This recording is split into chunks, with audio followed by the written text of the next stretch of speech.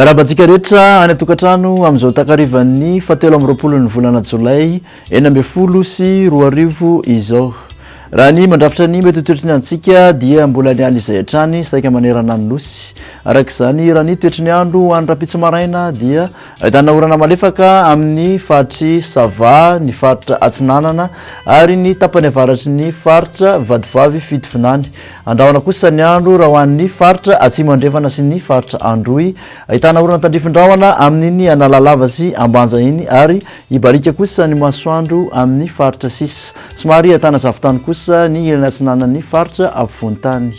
Ny tolakandro kosa dia mbola mitoetra hatrany ny orana malefaka raha ho an'ny faritra Analanjirofo sy ny faritra Atsinanana. Ahitana orana tandrifindrahona hatrany ny Analalava sy Ambanja amin'ny Atsimo andrefana sy Androy iny. Ifadimy ny rahona sy masoandro raha ho an'ny faritra Melaky sy Menabe. Ibarika kosa ny masoandro raha ho an'ny faritra Sisa. Ny maripana voavinavina ho an'ny ambandrindra kosa dia 9 degré Celsius ho an'ny Vakinankaratra, 14 ka hatramin'ny 15 raha ho an'ny faritra ampovoan-tany ary mihoatra ny 20 avokoa raha ho an'ny morontsiraka rehetra.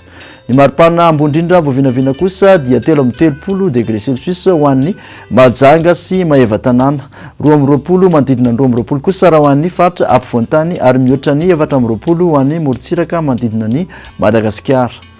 Ny toetry ny andro ho an'ny tanan-dehibe vela Madagascar kosa ahitana orana tandrifindrahona any Milan, somary andrahona kosa ny andro raha ho an'ny Nairobi, ibalika amin'ny masoandro ho an'ny Paris, Johannesburg ary Bangkok. Toetry ny andro ho an'ny nosy manodidina ny Madagascar, andrahona avokoa ny andro ho an'ny Port-Louis, Seychelles, Comores ary Saint-Denis. Dia izay indray ary tompoko nazatolotra anao amin'ity an'io ity, manasa anao amin'ny manaraka indray. Veloma tompoko.